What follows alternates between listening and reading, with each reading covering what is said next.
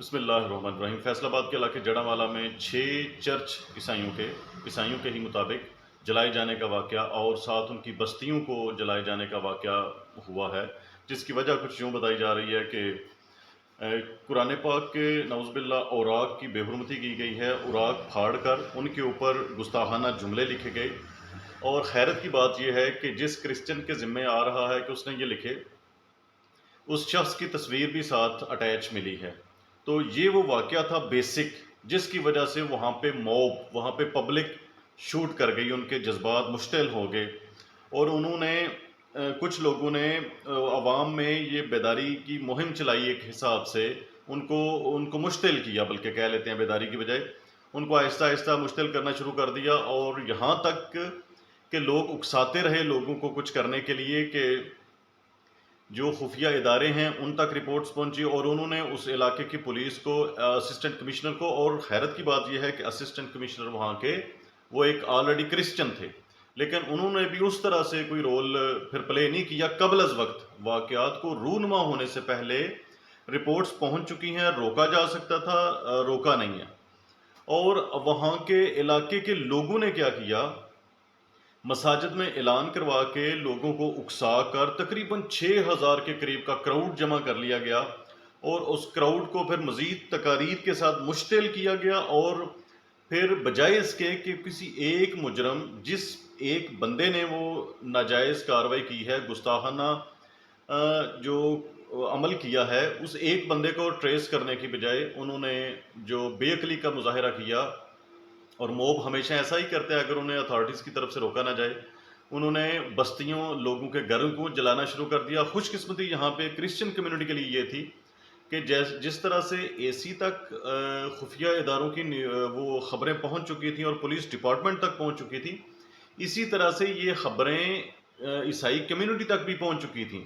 کہ ہم میں سے کسی ایک شخص نے غلطی کی ہے، قرآن پاک کے نعوذ باللہ گستاخی کی، جبکہ باقی لوگ بھی اس میں پسنے والے ہیں۔ تو ان لوگوں نے بستیوں کو خالی کر دیا تھا، اپنے گھروں کو چھوڑ دیا تھا، بچوں کو لے کے وہ فیملیز موو کر گئی وہاں سے کسی دوسری جگہ پہ۔ یہ ان کا گڈ لک میں کہوں گا، بلکہ یہ پاکستانیوں کے لیے گڈ لک ہے۔ اب موب نے یہ پاکستانی قوم ہونے کا تو ثبوت ہی نہیں دیا۔ یہاں پہ چاہیے کیا تھا، کرنا کیا چاہیے تھا؟ یہ وہ لوگ تھے جن کے گھروں کو توڑ پھوڑ کیا گیا، یہ وہ لوگ تھے جنہوں نے 14 اگست ابھی چند دن پہلے ہمارے ساتھ منائی ہے۔ یہ پاکستان کے لوگ ہیں، عیسائی کمیونٹی ہے، وہ ایک الگ بات ہے، ان کو پاکستان کا آئین اور اسلام کے اصول، یہ دونوں قوانین عیسائیوں کو، کسی بھی اقلیتی مذہب کو ان کے حقوق دیتے، اور مشتعل ہجوم کے پاس کوئی جواز نہیں ہے کسی قسم کا اخلاقی، مذہبی، سیاسی یا قانونی، کہ جس کی بیس پہ وہ معصوم شہریوں کے گھروں کو تباہ کرے۔ قصور تو ایک بندے نے کیا نا، اس کے ساتھ ضابطے کے مطابق، اسلام کے ضابطے کے مطابق یا پاکستان کے ضابطے کے مطابق کارروائی کی جاتی، وہ تو معاملہ ہی نہیں ہوا۔ یہاں پہ تو ٹوٹل معصوم لوگوں کو کیوں بھائی نشانہ بنایا گیا؟ اور پھر چرچ، آپ کسی کی عبادت گاہ کو، اللہ کے نبی صلی اللہ علیہ وسلم نے کب حکم دیا ہے کہ آپ کسی کی عبادت گاہ کو یوں جلائیں؟ اور عبادت گاہ کے اندر کیا ان کی مقدس کتاب نہیں پڑی ہوئی تھی؟ اگر ان میں سے کسی ایک شخص نے، وہ بھی کوئی گواہ موجود نہیں ہے ابھی تک کی جو اطلاعات ہیں اس کے مطابق، کوئی ایسا گواہ موجود نہیں ہے جس کے سامنے اس نے نعوذ باللہ قرآن کے اوراق کی بے حرمتی کی ہے۔ یہ ہو سکتا ہے کہ ایک بڑی سازش ہو، کیونکہ آپ ذرا غور کریں، یہ وہ ٹائم ہے جب ہمارا ہمسایہ ملک ہندوستان اس وقت دنیا میں، انٹرنیشنل کمیونٹی میں شرمندگی کا سامنا کرنا پڑ رہا ہے اس کو، کیونکہ وہاں پہ حقوق، جو اقلیتوں کے حقوق ہیں، وہ شدید تر پامال ہو رہے ہیں۔ اور سیم ٹائم کے اوپر جب انڈیا شرمندہ ہے دنیا میں، اس وقت میں پاکستان کے اندر یہ کام ہونا، یہ اس کے ڈانڈے کسی بڑی سازش کے ساتھ منسلک ہیں۔ وہ بین الاقوامی کمیونٹی کو،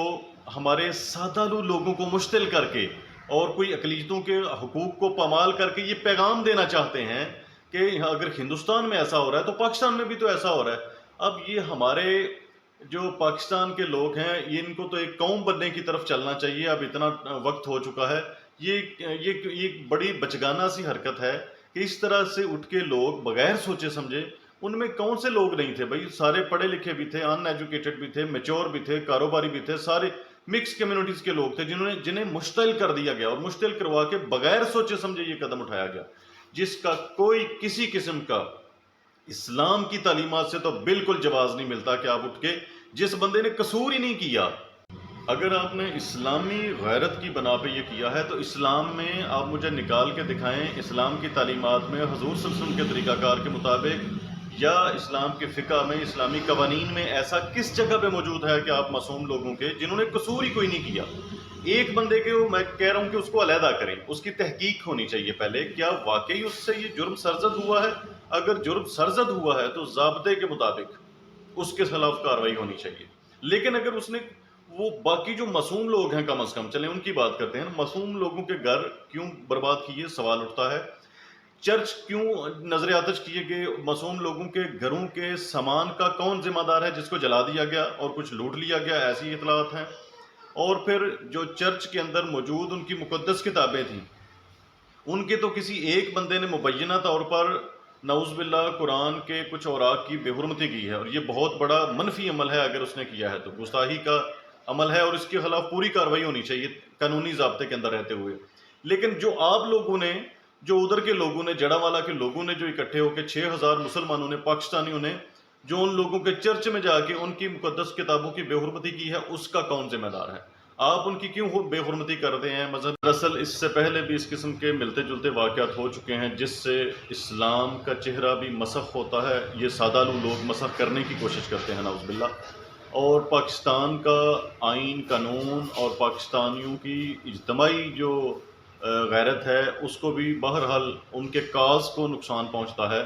اسلامی تعلیمات کے نفاذ کے لیے، امپلیمنٹیشن کے لیے جو کوششیں ہو رہی ہوتی ہیں، اسلامی نظام کے لیے جو کوششیں ہو رہی ہوتی ہیں، اس طرح کے احمقانہ اقدامات سے ان ساری کاوشوں کو، ان کو منہ کی کھانی پڑتی ہے۔ آپ ذرا غور کیجئے، کم از کم آئندہ اس طرح کے واقعات جب ہوں تو آپ غور کر لیں کہ اس واقعے میں اصل مجرم کون ہے، اس کو آپ علیحدہ سے قانون کے کٹہرے میں لائیے۔ اور البتہ ایک بات یہاں پہ کہنی پڑے گی، پاکستان کی جو اتھارٹیز ہیں انہوں نے قوانین بھی کچھ ایسے بنا دیے ہوئے ہیں، اب کئی ایک چیزیں ایسی ہیں کہ عوام کا ٹرسٹ ختم ہو گیا ہے، کیونکہ قانون پاکستان کے جو لوگ ہیں ان کی توقعات کے بالکل برعکس ہیں، بلکہ 73 کے آئین کے دیباچے میں یہ لکھا ہوا ہے کہ اسلامی جو تعلیمات ہیں ان کے برعکس کوئی قانون نہیں بن سکتا۔ لیکن یہاں پہ اس وقت بدقسمتی سے پاکستان میں بھی کئی ایک قوانین ایسے بن چکے ہیں جو بہرحال اسلامی تعلیمات کے خلاف ہیں۔ یہی وجہ ہے کہ عوام بہرحال